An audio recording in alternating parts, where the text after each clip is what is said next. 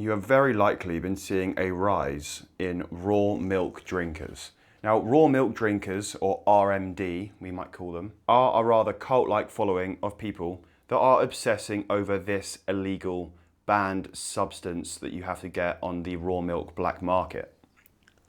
It's so good. People absolutely obsess about this stuff, and it is in fact illegal in both the UK, the US, and many areas of Europe. The reason being that there is in fact a pretty severe health risk. So you might ask, why on earth am I drinking it? And I couldn't give you a straight answer really. But hang around and maybe I'll give you some more pointers. But anyway, these raw milk drinkers don't tend to sit around and casually drink raw milk. They tend to go all out with a chopping board. They like to pair it with their grass-fed beef, their grass-fed butter, their whole avocado, their Celtic sea salt, all of these magical buzzword things that I would argue right now is definitely what I would group as a fad diet. Not saying it's a bad diet before you go crazy, it's just the way it's communicated right now online. This exact thing happened with veganism when it first became a big thing. It's a relatively extreme diet approach with pretty absurd claims made around it. In my eyes, that's everything that you need to constitute a fad diet. So that component of things, that primal living lifestyle, yes, maybe it's cool or good for your health or whatever. The way it's communicated, in my opinion, is very much a fad. But is raw milk a small component of that diet and lifestyle the same? Disclaimer, I flipping love this stuff. It is amazing. It tastes amazing. This one is from a Jersey cow, the same cow they use to make clotted cream. Now, if you know what clotted cream is, and you like clotted cream, you're probably quite a good fellow or fellow-ette. Clotted cream is like the second best invention that humankind has ever produced, give or take. So yes, this is incredibly good raw milk. It just tastes like clotted cream. Amazing. And no, I'm not going to show you the label. It is illegal after all. I don't want a bunch of SWAT teams turning up to these farms, stealing their cows and, you know, burning their barns or whatever. Anyway, I'm massively losing track already. This is ridiculous. The claims being made by the avid raw milk drinker, the udder worshipper, what else could we call them? I suppose we could just call them calves, really. So the claims being made around raw milk are absolutely flipping insane. I mean, the list goes on. And the way that raw milk has been put on this pedestal, as all of these things do, they get blown massively out of hand and people start to view them as like a cure for an illness and stuff like that, right? Which of course is unlikely, and me being me, I am very skeptical. But it does taste good. So let's run through all of the claims made about raw milk. We'll break down what's reliable, what's not so reliable. Are there elements of myth when it comes to raw milk? How safe is it? We'll break down all of these things in this video. So this can be your raw milk one-stop shop. But first, what actually is raw milk? And as you guessed, I hope, raw milk is, well, it's raw. Normal milk undergoes pasteurization, so it's a pasteurized product, which involves heating the milk to kill any bacteria, yeasts, or molds. And also in doing that, you increase the shelf life of the product. The most common method used today is something called, hang on, high temperature short time pasteurization, which involves basically heating the milk up to 161 Fahrenheit for around 15 seconds. And there's varying degrees of heating and times for various purposes. You even have UHT milk, which is the ultra heat treated milk. You know those little single serve containers of milk you find in hotels to mix with your tea or your coffee?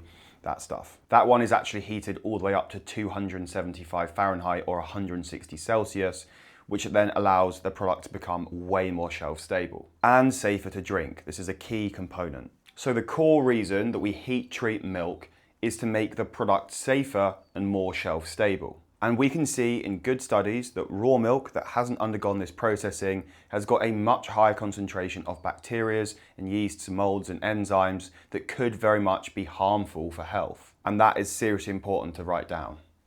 Write down? What am I talking about? Who's taking notes? Because the most significant risk that raw milk poses is that it can very likely contain things like E. coli, Listeria, Salmonella, Brucella, like the list goes on. It's quite an unsafe and inconsistent product in that regard. Because these pathogens can be incredibly dangerous, in some cases fatal for people. And that is basically why raw milk got banned. That's why it's illegal in so many areas around the world.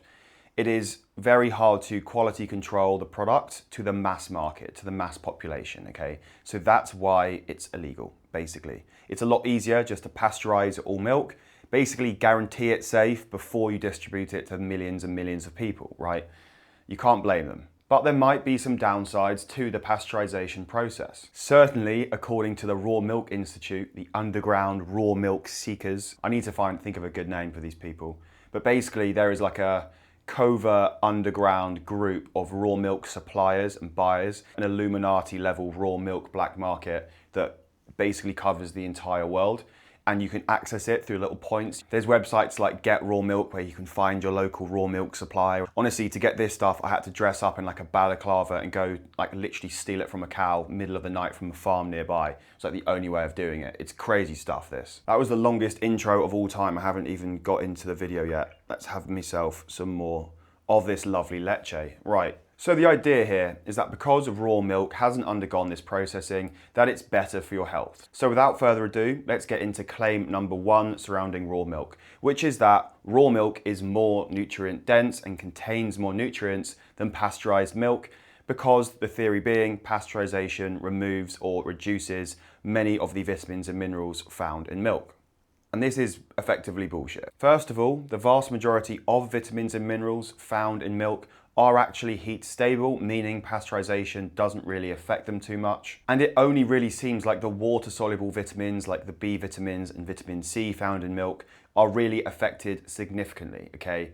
But the thing is, you don't really go to milk for vitamin B or vitamin C anyway, because they're in relatively low doses in milk as it is. And like you get them in loads of other areas of your diet. So the point being, it doesn't really bloody matter. It's one of those arguments where like they're not technically wrong, but in the grand scheme of things, when you eat a normal balanced diet, it doesn't matter if you're losing some couple of B vitamins and some vitamin C in milk. Like eat an apple, vitamin C covered. It's a very silly argument, which I see all the time to over-exaggerate a point when you're trying to push an agenda. In the same way, fat-soluble vitamins like A, D, E, and K are somewhat reduced, but again, in such minor amounts that in the grand scheme of things, it really doesn't matter. Look, if you're nutrient deficient and you're literally clawing for every little micronutrient you possibly can do, then maybe you might want to go for raw milk over pasteurized milk, but then you have the risk of all these safety and health concerns, so I'll leave that one up to you. At the end of the day, both pasteurized and raw milks are good sources of a bunch of key vitamins and minerals, and the differences between the two are completely insignificant. Number 2, pasteurization destroys and removes key fatty acids and proteins. Now this one's interesting. Again, it's something that isn't quite wrong, but is generally speaking massively over-exaggerated. So the main protein found in milk is casein, which constitutes around 80% of the protein in milk. The other 20% is whey protein, which is affected by heat. So you do actually lose some whey protein when you heat milk, but the casein remains, and that's 80% of it, okay? So yes, there might be slightly less protein in pasteurized milk over raw milk, but at the end of the day, in the grand scheme of things, who really cares? Actually, I'll tell you what, I do care, because I love protein. So many people are way off their protein targets. At the end of the day though, we are only talking about like a gram or 2 grams of protein, so who really cares at the end of the day? And there's plenty of studies, like this 2015 study, that found that the differences in protein across raw milk versus pasteurized milk are pretty much insignificant. In fact, in some cases, heating the milk can make the protein more bioavailable, which is really interesting. Look at this study here. In the same way, this 2015 study looked at the fatty acid composition of both raw and pasteurized milk, and they couldn't really find much difference either. So like, these rumors that raw milk has more vitamins, more minerals, more protein, more bioavailable fatty acids are something that, again, it's not wrong, but it is blown out of proportion. And in the grand scheme of things, it might not matter that much. Now, the third claim is surrounding gut health, and this one being that raw milk is better for your gut. Now, this is one that I do see some evidence in and some truth in for sure. For example, this 2020 study found that people that drank raw milk had more of this bacteria, which is generally speaking associated with good gut health. However, it wasn't the best study in the world, and there are a bunch of things it kind of missed out on. With all gut research, it's very hard to attribute one thing to that effect, because there are simply just so many factors that can contribute to your gut microbiome, okay? Stress, lifestyle, environment, other elements of your diet. Very, very hard to say it's the raw milk that had this effect. That's not even to mention the genetic factors in there as well. Like, yeah, the list goes on. It's very tricky research to do. Raw milk is also believed to contain more beneficial, good probiotic bacteria. However, there are plenty of studies to show that these probiotics are found in both pasteurized and raw milk. And actually, in some cases, in pasteurized milk, the bacteria is dead. And you don't necessarily need to consume this bacteria in its living form to get gut health benefits. This is something that we're still trying to understand, and still lots more research is needed here. Sometimes the dead bacteria can actually still have an impact on the gut, maybe even in a safer and more manageable way. We don't know yet. But yes, it does seem that active bacteria or living bacteria might be more useful for the gut. Again, it's very hard to tell. And it seems though that lots of these bacteria can actually survive pasteurization, and they actually do end up in the end product of pasteurized milk.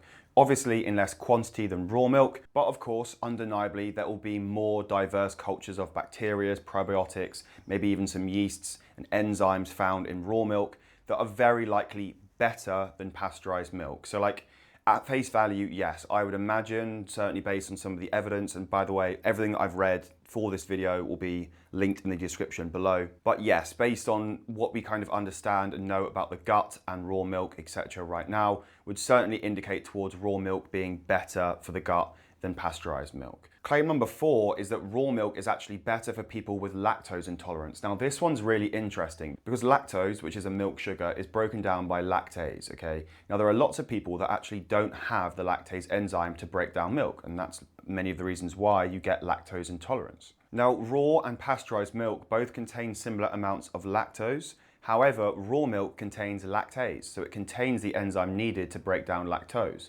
So actually it seems that people that have lactose intolerance might be able to have raw milk because raw milk contains lactase. Again, I think it probably does need some more research there with safety, etc., but I think that's a really interesting factor. However, it is important to note that some studies have demonstrated that there hasn't been a difference in digestive symptoms following consuming either raw or pasteurized milk among people that have lactose intolerance. Number 5 would be that raw milk is good for people that have asthma and allergies. Now, this research is undeniably really interesting stuff, and it isn't something that I would turn a blind eye to too quickly. It does sound too good to be true, as lots of this stuff tends to. However, it is interesting stuff, and I'll walk you through it now. Raw milk might have a serious beneficial effect on the immune system. There was a 2020 meta-analysis that did in fact associate raw milk with a lower incidence of asthma and other allergies, which is undeniably really interesting, but of course, further research is needed, because lots of this research just shows associations or correlations rather than actual mechanisms, okay? So we need to kind of wait and see. So, raw milk, is it a fad or is it fabulous? And I guess the biggest question here, frankly, is it worth it? You have these pros that are interesting, maybe a little bit more protein, a little bit more fat, a little bit more vitamins, a little bit more minerals, maybe slightly better for your gut health as well. Interesting stuff to do with asthma and allergies. Maybe it's better for lactose intolerance. But then you have the cons, and the cons are pretty effing big, right? You have potential severe risks to your health. The irony that I'm literally saying this as I'm drinking it, it's just ridiculous. I should really have started this video by saying, this is raw milk, but this comes from a trusted local supplier that very regularly undergoes testing for things like E. coli, salmonella, and other pathogens. So like, they're a very trusted source. I know the people. I'm happy with buying and drinking this product. But I want to make it very clear that I would not promote this or advise anyone take this per se.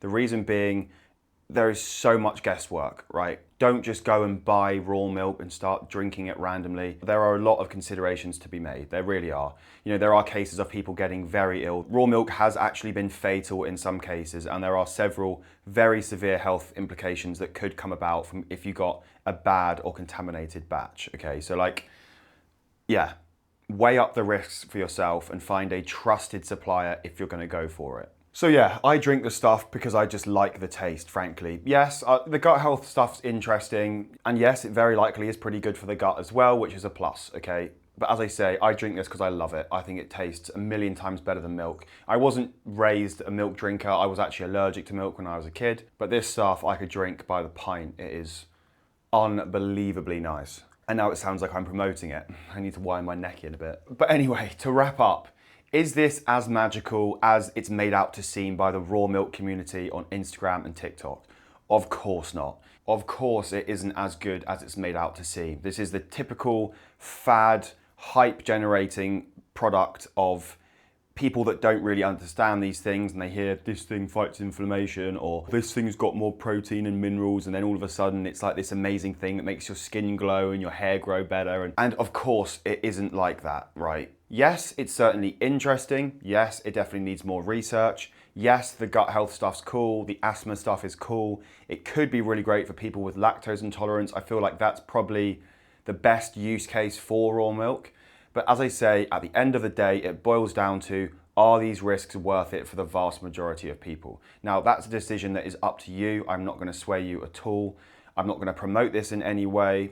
As I say, if you're going to do it safely. Yeah, raw milk. I like it. It's good. As we're here, let's finish this off. It's a lot of raw milk for one video. That's all I've got for you today. Please do like the video. There's no real format to these videos. I just do them because I like them. So if you want more of this slightly random niche health content, then please do subscribe.